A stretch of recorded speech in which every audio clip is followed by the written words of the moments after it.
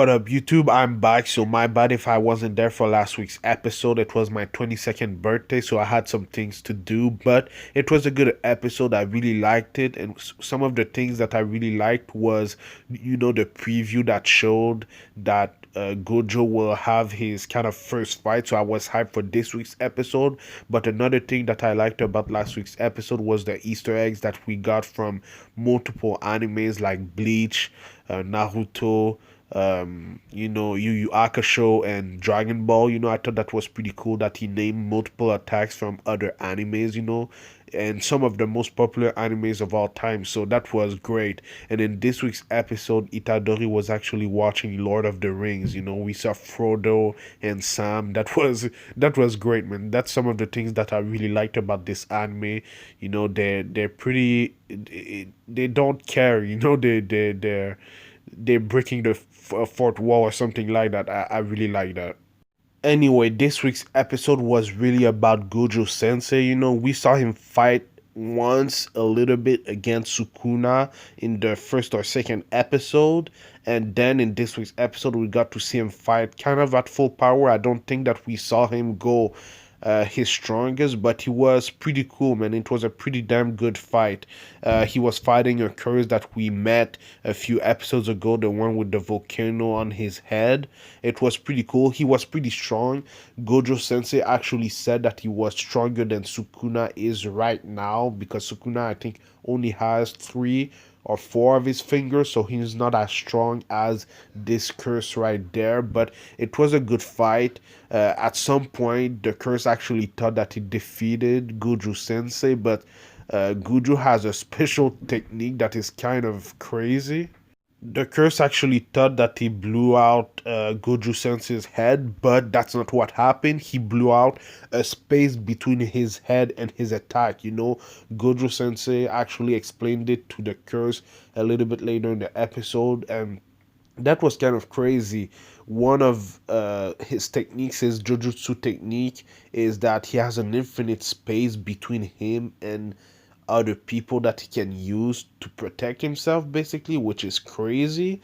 And while he was demonstrating that technique, he actually punched the hell out of the curse. It was kind of funny, but we already knew that Gojo Sensei is the strongest Jujutsu sorcerer in the world.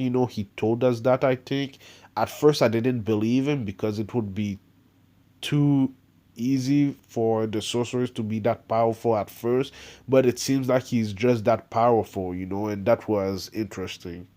After that, he used another one of his jujutsu techniques. I think it was called curse technique, reversal red. I'm not really sure what he used. I think it was part of his infinity curse, and that actually kind of destroyed the curse that he was fighting. That was just incredible. The animation actually for the episode and art was brilliant. Shout out to the animators. I always want to shout out them because they're under a lot of pressure. They have to do that in a limited amount of time. So I'm really, it was great, man. It was really, really well done. During the fight, Gojo Sensei was actually able to go get Itadori, which was crazy because he was just fighting a curse, and while the fight was going on, he said that he warped to Itadori to get him, which, they didn't really explain, so hopefully they'll explain that a little bit later. But the reason why he wanted to get Itadori is because he saw how that he improved a lot in a limited amount of time, and now he wants Itadori to see how a domain works, because he knew that Gojo Sensei knew that the curse was going to use his domain, and he wanted Itadori to see how it works and how he can beat it, So I thought that was pretty cool. I really like that shot there of that curse. I thought that was one of the best shots of the episode. Anyhow, Gojo Sensei basically explained what a domain is. He basically said that a domain is a curse and created by curse energy and then by curse techniques, so that when someone uses a domain, his techniques boost up a lot, so if Gojo Sensei uses a domain, he'll be even stronger in that domain, which is interesting, so that's why the curse used that, because he wanted to get stronger.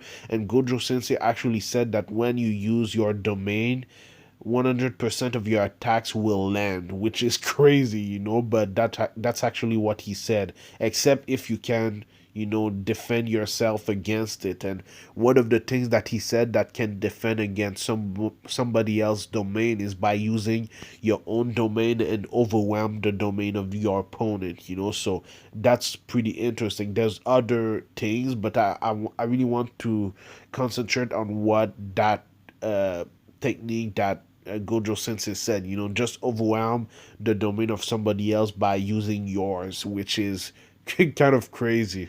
So that's what we got to see, We saw Gojo Sensei overwhelm the domain of the curse by using his own domain, and his domain is called Infinite Void. So it makes sense because his Jujutsu technique is basically infinity, so that makes sense. But something that happened that I didn't think we would see for a long time is Gojo Sensei's eyes, because I thought it would be something like Kakashi in Naruto, where he didn't remove his mask for hundreds and hundreds of episodes.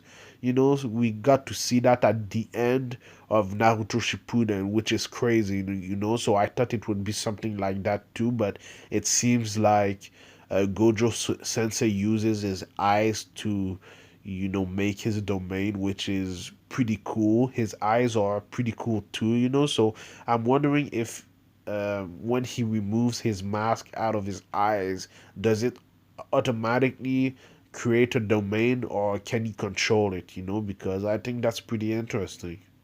But yeah, we got to see Gojo Sensei's domain, and like he said, it's infinity, So basically, time doesn't matter or anything like that, And he becomes stronger, so I don't think it needs a lot of explanation except that it's infinity. But I thought it was pretty cool. I really liked the art of his domain, how they did that. I thought it was pretty awesome. But yeah, man, it was cool to see. After that, he basically ripped off the curse's head out of his body, which is gruesome, but I really like how they did the art for that. But yeah, man, it was a great ass fight. Obviously, it doesn't seem like Gojo Sensei broke a sweat. It seems like it was pretty easy for him. And if y'all remember well, at the beginning of the series, I know we're at the beginning right now, but I think in episode 2 or 3, Gojo Sensei basically said that he would beat Sukuna at full strength,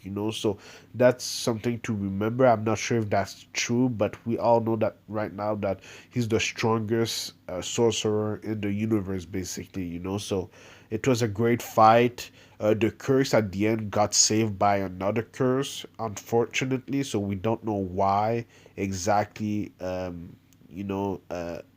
goal is, but man, it was something else, man. It was a great episode, great fight, great choreography, great animation and art.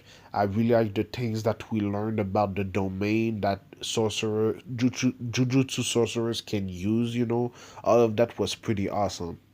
At the end of the episode, it seems like we were introduced to the main villain. That's him right there. I don't remember his name, so too bad. But I'll learn his name in for next week's episode. But we got to see him. I don't know what his plan is, why he's working with other curses.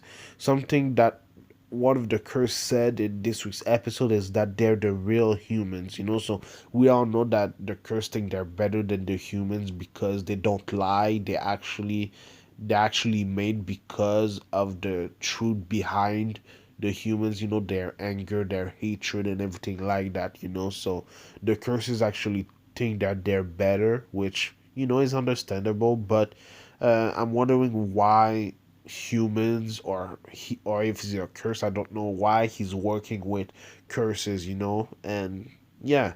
But it was a pretty good episode. Now we know why they wanted to seal Gojo Sensei, because he's way too strong, and but we'll see, man. It was a great episode. probably the best episode of the series so far, and I can't wait to know more and to see more from this series because it's been pretty good so far. Let me know what you thought about this week's episode in the comments down below. Let me know what you think is gonna happen next. I do Jujutsu Kaisen reviews on Fridays, so subscribe for that. But I also do other anime related content like One Piece reviews on Saturdays. It's coming back this Saturday, so stay tuned for that. My bad if I missed the last like 3 or 4 episodes.